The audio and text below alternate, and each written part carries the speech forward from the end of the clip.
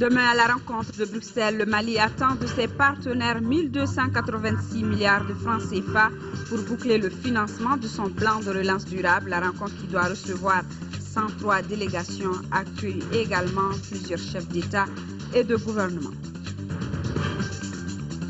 Promouvoir l'intégration sociale et la solidarité entre les générations, c'est le thème de la Journée internationale de la famille célébrée demain 15 mai. À cette occasion, un dossier de la rédaction traite sur la famille malienne d'hier et aujourd'hui. Mesdames, Messieurs, bonsoir et bienvenue dans ce journal. Le Mali attend de ses partenaires 1286 milliards de francs CFA pour boucler le financement de son plan de relance durable.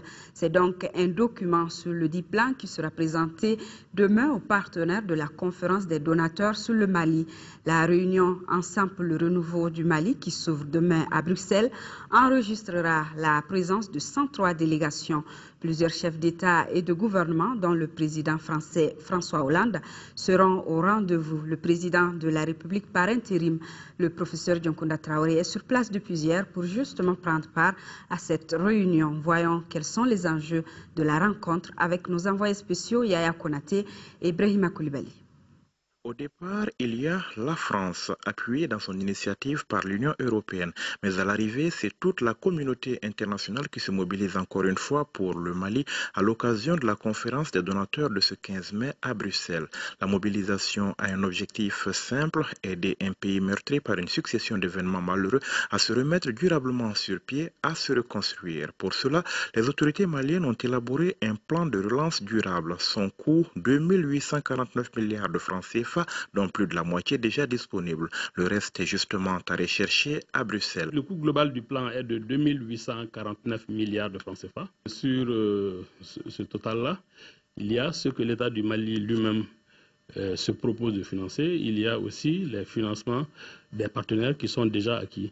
Et tout ça est d'un total de 1562 milliards de francs CFA.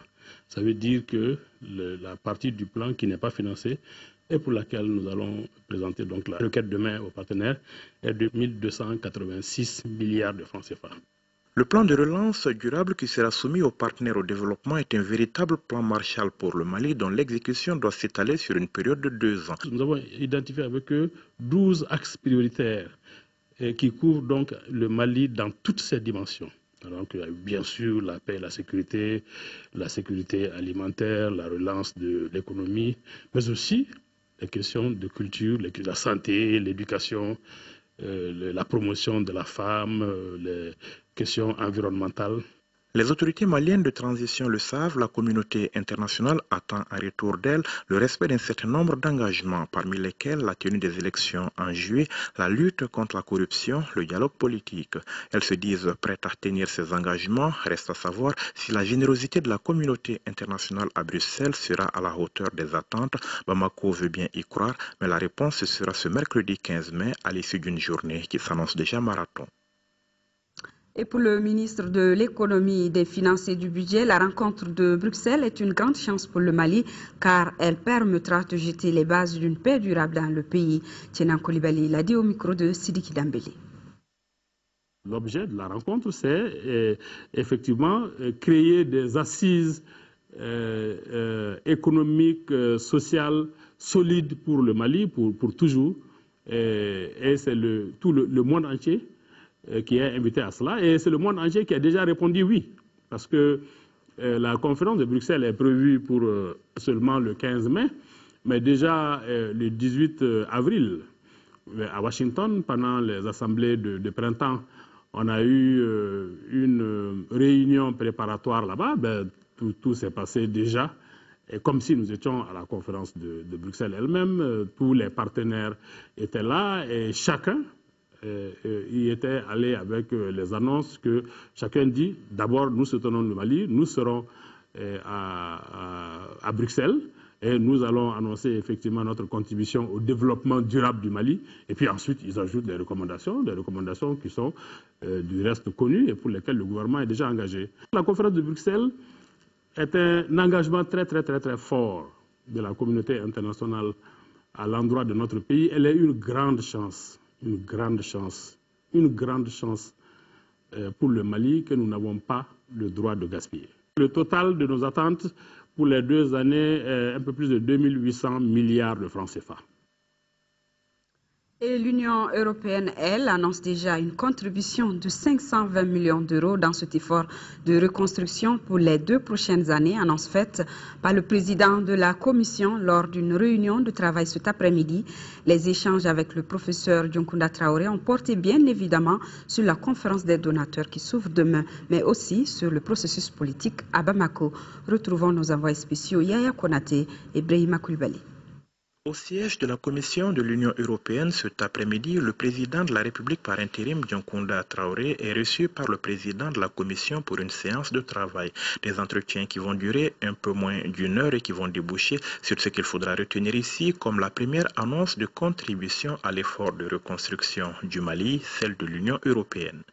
Et j'ai le plaisir de vous annoncer que l'Union européenne s'engagera demain avec un montant total de 520 millions d'euros en faveur du Mali pour la période 2013-2014. Cela, bien sûr, sans oublier ce que nous allons faire aussi avec les pays de la région, puisqu'il y a là clairement une dimension régionale. Et ce sont des montants qui peuvent être revus si le besoin en est. L'Union européenne donne ainsi le ton, convaincue que le soutien de la communauté internationale est essentiel pour établir un Mali stable, démocratique et prospère. Le président de la Commission de l'UE le précise cependant, les acteurs du renouveau du Mali restent les Maliens eux-mêmes. C'est pourquoi, estime-t-il, il est important d'avancer sur le terrain politique avec la réconciliation et la légitimation démocratique des autorités maliennes à travers les élections prévues en juillet. Un avis partagé par son hôte, le président Dioncounda Traoré, qui a saisi l'occasion pour réaffirmer la volonté du gouvernement de tenir les délais et mieux d'organiser des élections propres. Pour ces élections, les autorités de la transition ont fixé des délais qui peuvent paraître à beaucoup comme un véritable pari, comme un challenge, puisque nous avons décidé d'organiser ces élections, en tout cas l'élection présidentielle, avant la fin du mois de juillet. C'est un pari que nous allons tenir. C'est un pari que nous sommes obligés de gagner. Parce que nous sommes convaincus que les véritables problèmes qui se posent au Mali, qui se posent dans la sous-région et qui se posent même dans la lutte globale de la communauté internationale contre le terrorisme et les narcotrafiquants, nous sommes certains que ces problèmes-là, en tout cas en ce qui concerne le Mali, ne peuvent être réglés qu'avec un gouvernement élu, un gouvernement issu des urnes, donc un gouvernement ayant plus de légitimité et disposant de plus de temps pour s'occuper de ces questions. Le Mali, assure le président Traoré, a conscience de ses responsabilités pour lui-même, l'Afrique et le reste du monde. C'est pourquoi, dira-t-il, le pays jouera pleinement sa partition avant de remercier l'UE pour sa contribution au financement du plan pour la relance économique du Mali. Ici, à Bamako, le président de l'Assemblée nationale par intérim a reçu ce matin en audience l'ambassadeur du Sénégal dans notre pays. Les entretiens ont porté sur la coopération bilatérale. Écoutons Hassan Doy à sa sortie d'audience. Il est au micro de Mamari Kone. Ça sera dans le cadre des visites de courtoisie que je suis en train de faire. Alors, en réalité, je me suis plutôt ressourcé auprès du président et j'en ai profité également pour lui transmettre les amitiés renouvelées du président Macky Sall et également du président Moussa Pagnas, président de l'Assemblée nationale. On a fait un tour d'horizon et je me suis rendu compte qu'il y avait une parfaite convergence entre les deux autorités. Il m'a plus ou moins, derrière lui-même, fait la genèse et les résolutions qui ont été prises aussi bien à son niveau qu'au niveau des autres instances politiques du Mali. Et cela est également le point de vue du Sénégal. La reconquête de Kidal entièrement, un Mali complètement libéré complètement et sécurisé, avant même la tenue des élections. Sous quel signe placez-vous votre mission au Mali? Renforcer la coopération bilatérale qui existe déjà, raffermir davantage les liens et surtout mettre l'accent sur le côté sécurité surtout. Autre audience, celle accordée par le président de la commission Dialogue et Réconciliation à la représentante pays de ONU Femmes au Mali et à l'ambassadeur des États-Unis. Les deux personnalités sont venues recueillir les préoccupations relatives à la bonne poursuite du processus de dialogue et de réconciliation. Le reportage de Al-Husseini Touré. Rachel Diangoné-Mian se félicite de la dose de représentativité des femmes au sein de la commission Dialogue et Réconciliation. L'ONU Femmes entend donc s'investir dans tous les volets relatifs à l'implication des femmes dans ce processus. Sur les 33 membres de la commission, il y a 7 femmes, dont une qui est la première vice-présidente. Donc je pense que ça, c'est quand même quelque chose à féliciter et à encourager, même si on n'a pas encore atteint le quota des 30%, mais au moins on a 20% des membres de la commission qui sont des femmes. Et aussi le deuxième objectif, c'était de voir avec le président de la commission quels étaient les engagements et les priorités pour la prise en compte de la dimension genre au sein de la commission. Parce que comme vous le savez, les crises touchent beaucoup plus les femmes et les enfants. Et pour la résolution des crises, il faut tenir compte de ces différentes cibles pour qu'on puisse avoir une résolution durable des crises. L'ambassadeur des États-Unis au Mali a pris bonne note des ambitions affichées par cette commission et compte s'impliquer personnellement auprès de son gouvernement et de la communauté internationale pour faire avancer le processus jugé indispensable pour le rétablissement de la paix et de la tranquillité dans notre pays. Je suis venue pour les encourager, pour montrer le soutien de la communauté internationale et leur souhaiter tout succès dans cette tâche très très importante. Il y a maintenant tout un travail de la communauté internationale pour comprendre comment ensemble on peut soutenir ce qui soit de façon matérielle ou morale et prendre chacun son part sans multiplier les mêmes efforts dans le même endroit. Donc il y a un grand travail de coordination, mais je crois que tout le monde est persuadé de l'importance de la réussite de cette commission. Depuis sa création, la commission Dialogue et Réconciliation ne cesse de polariser l'attention des bailleurs de fonds. La concrétisation de ces belles intentions sera le gage du succès de cette indispensable entreprise. Commémoration demain 15 mai de la Journée internationale de la famille, promouvoir l'intégration sociale et la solidarité entre les générations, c'est le thème de cette 20e journée. Sur le sujet, écoutons un extrait du ministre de recueilli par... Il s'agit d'un thème hautement interpellateur en ces moments difficiles pour notre pays, où la solidarité et l'entraide en tant que valeurs positives sont à préserver. Notre pays, le Mali, amorce en ce moment même un tournant décisif dans la résolution de la crise sécuritaire et humanitaire qu'il connaît depuis janvier 2012. L'élan de solidarité mis en branle depuis le début des hostilités en faveur des populations affectées reste donc toujours d'actualité et nous interpelle tous.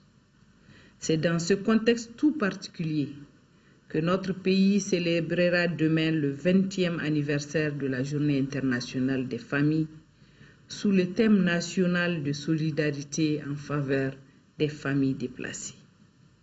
La célébration de la Journée internationale des familles servira également de cadre pour le lancement des travaux de l'atelier national sur l'adoption au Mali.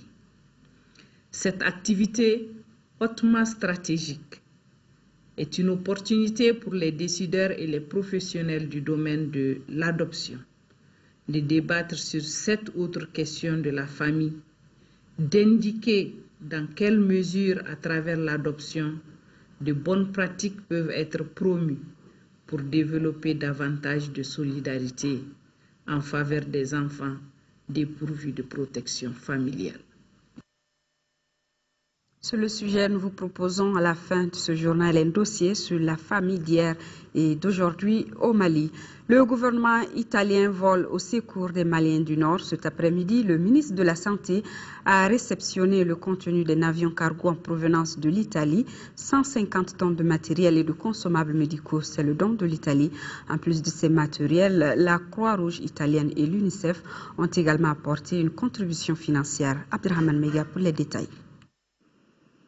150 tonnes composées essentiellement de matériel et de consommables médicaux et 2 chèques totalisant plus de 3 200 000 francs CFA. Telles sont en substance la valeur de cette donation offerte par l'Italie à notre pays. Ce don s'inscrit dans le cadre des appuis multiformes reçus par le Mali de la part des pays amis. Il a pour but de soulager la souffrance de nos compatriotes victimes de l'occupation des terroristes et autres trafiquants de tout genre.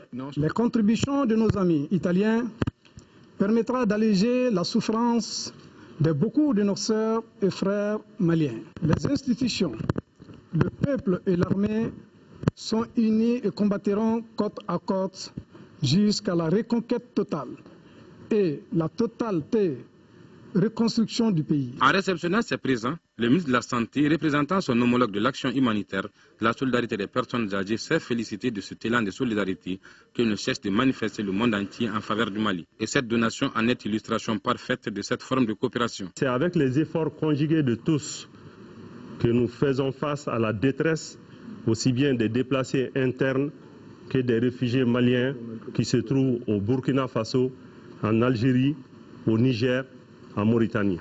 Je vous donne l'assurance que ces matériels et cette somme d'argent seront judicieusement utilisés au profit exclusif des populations déplacées qui ont été victimes de la crise au nord de notre pays. Pour récompenser le peuple italien, le Haut Conseil des Maliens de l'extérieur a offert au consul honoraire de l'Italie au Mali et aux membres de l'équipage des cadeaux.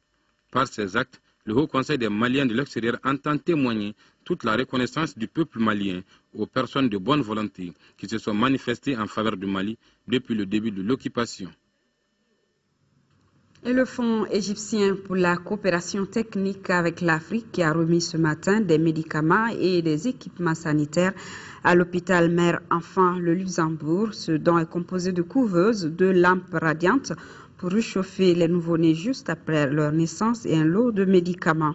Des équipements qui viennent améliorer le plateau technique de l'hôpital et du coup contribuer à la prise en charge des nouveau-nés et des prématurés. Pour l'ambassadeur d'Égypte, Nasser Hamzaoui, ce geste est une manière de renforcer les liens de coopération entre son pays et le Mali.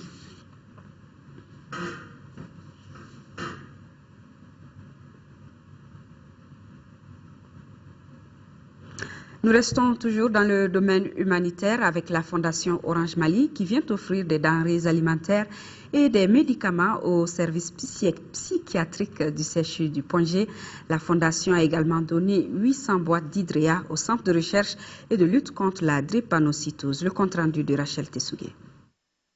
La Fondation Orange Mali a décidé d'appuyer le centre de recherche et de lutte contre la drépanocytose par le don d'hydréa, médicaments prescrits pour certains malades sur des critères de gravité bien définis. La Fondation a également offert à la psychiatrie du CHU du Point-G des denrées alimentaires et des médicaments neuroleptiques et antidépresseurs pour les malades.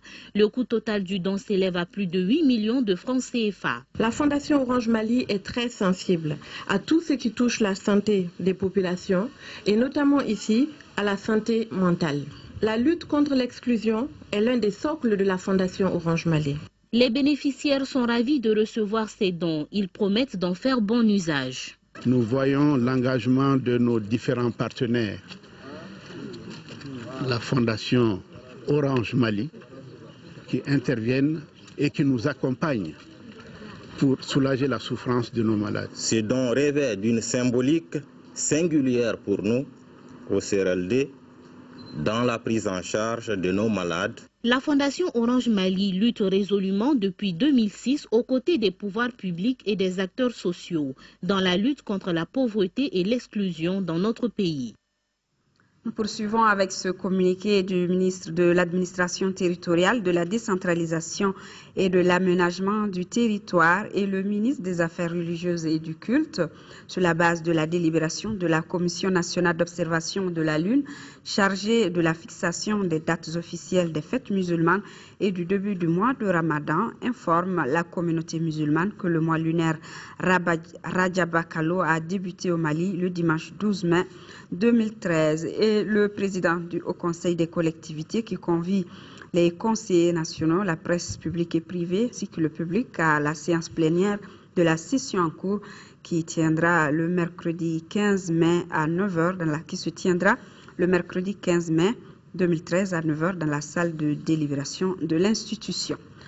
Contribuer à combler le déficit de civisme dans notre pays, c'est le but visé par le Cercle de réflexion et d'information pour la consolidation de la démocratie, CRI 2002 et ses partenaires. Ils ont organisé à cet effet une conférence débat sur le thème élections et symboles de la République.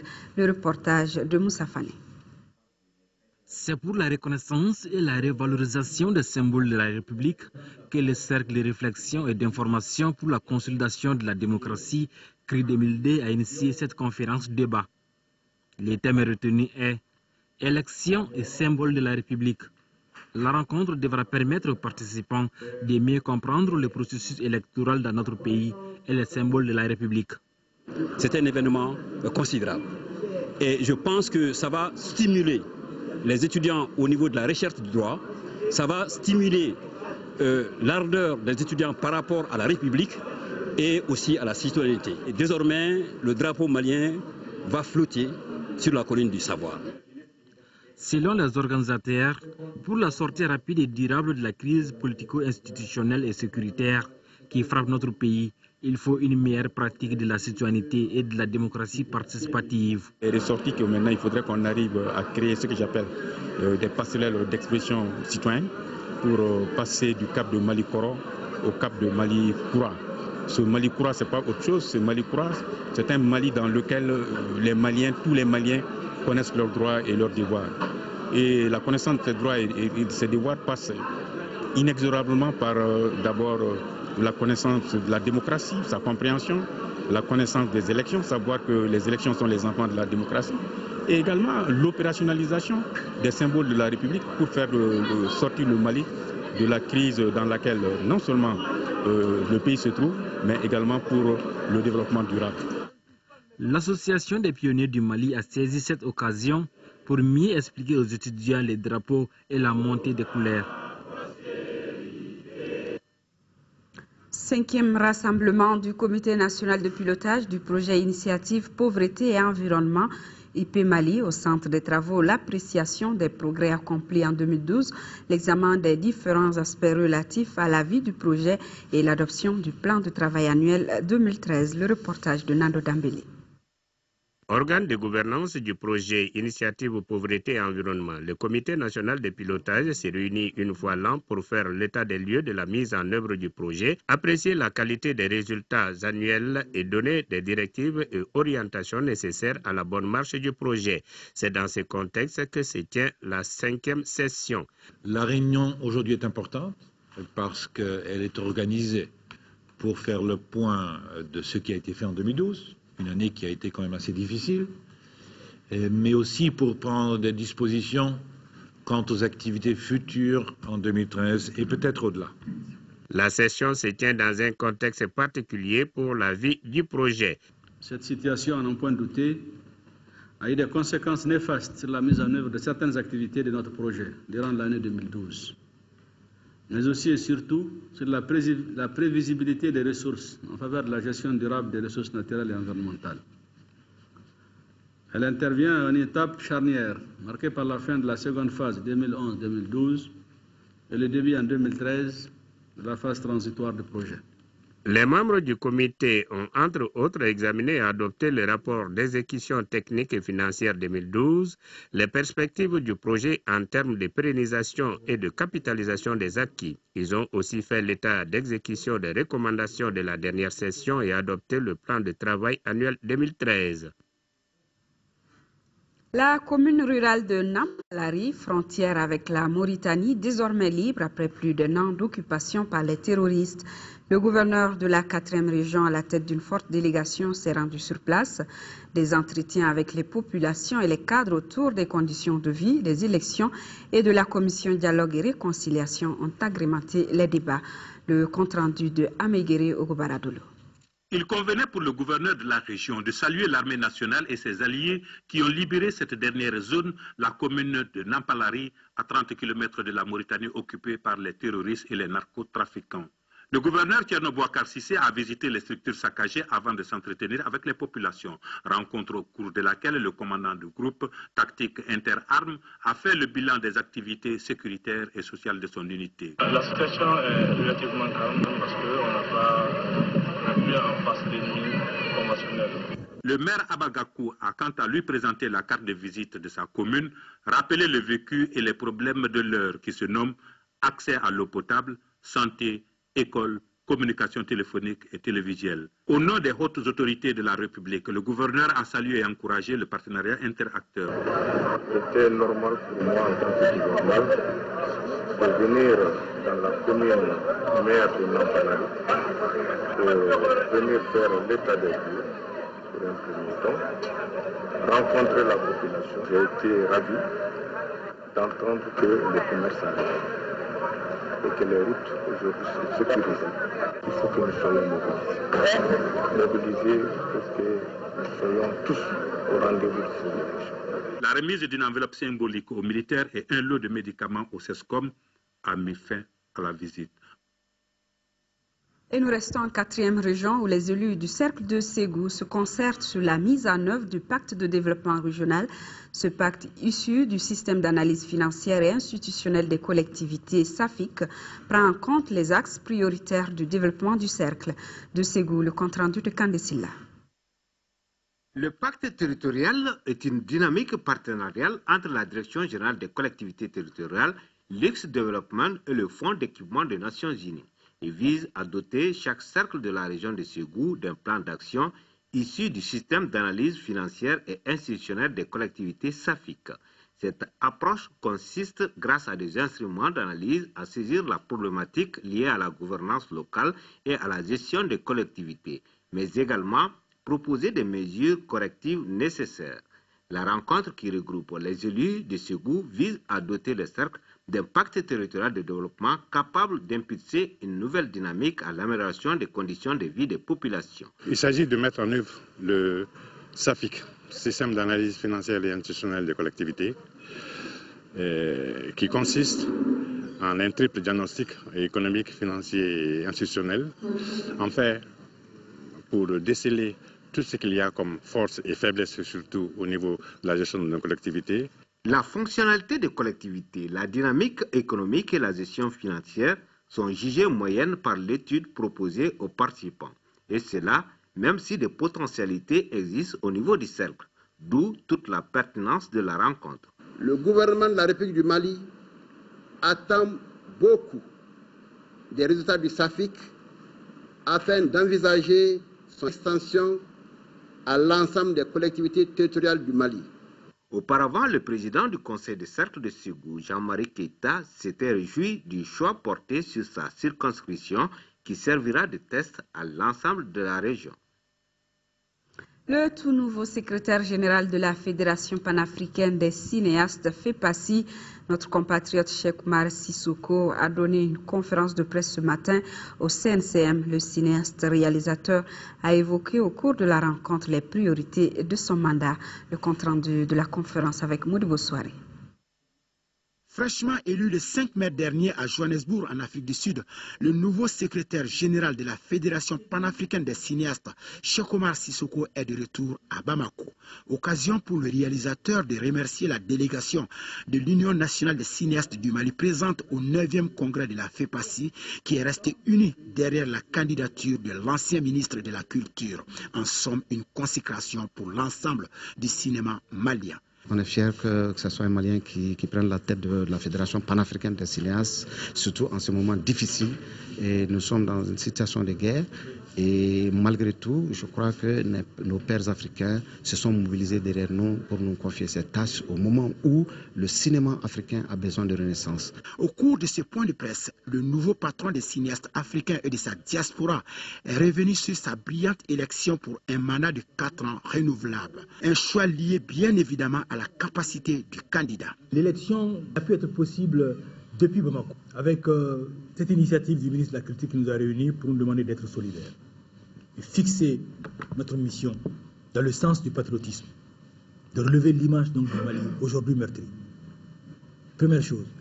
Deuxièmement, c'est l'UNCM qui m'a proposé comme candidat. Véritable challenge pour le conférencier du jour qui place ce mandat sous le signe du changement avec de nouvelles ambitions et d'autres priorités axées autour du cinéma. Les priorités, j'en ai parlé, c'est d'abord la communication.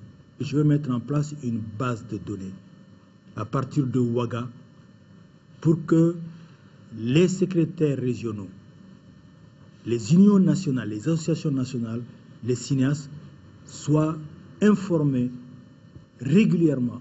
Fondée en 1970 à Carthage en Tunisie, la Fédération panafricaine des cinéastes FEPACI a un siège de membres observateurs à l'Union africaine. Son siège social est basé à Ouagadougou au Burkina Faso et son secrétariat permanent est accueilli par les pays d'origine du secrétaire élu et en cours de mandat.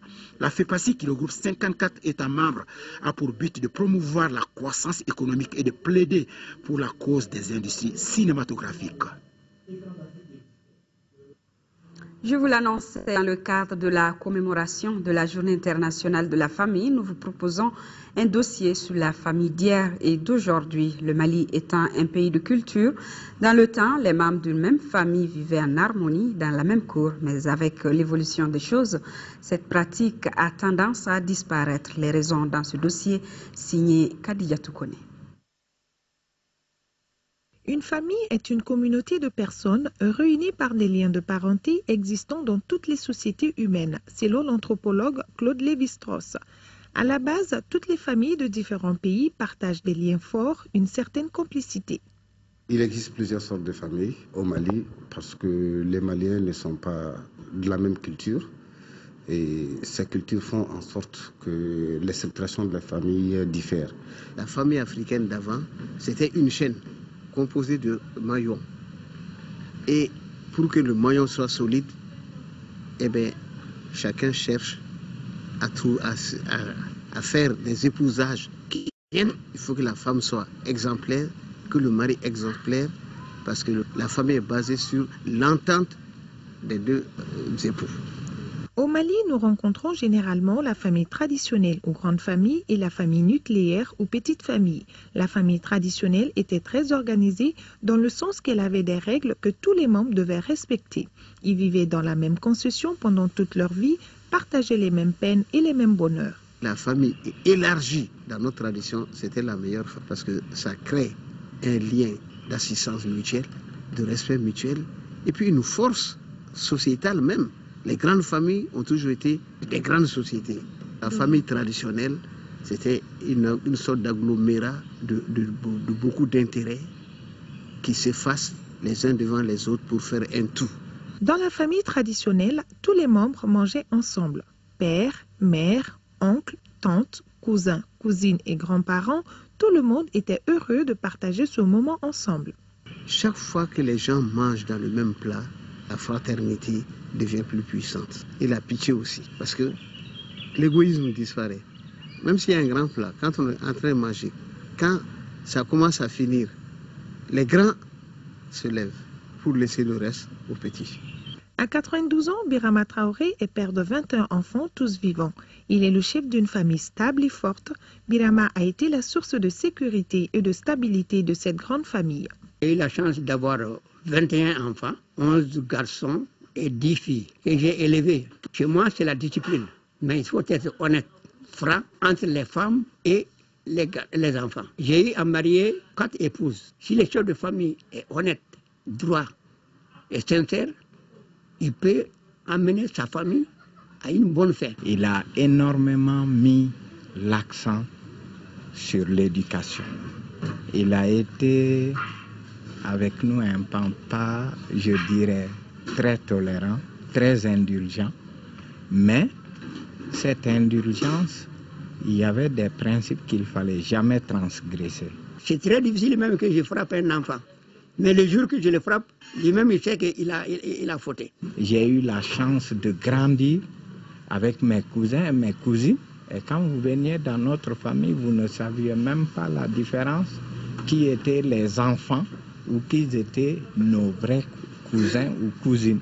Dans les grandes familles, la femme dans son rôle devait maintenir la maison, faire les courses, préparer les repas et s'occuper des enfants tout en leur transmettant des valeurs religieuses et morales. Une femme chez nous, toute la famille repose sur la main. Elle est reine, elle est impératrice, la maman. Les femmes ont contribué beaucoup dans le succès de ma conduite.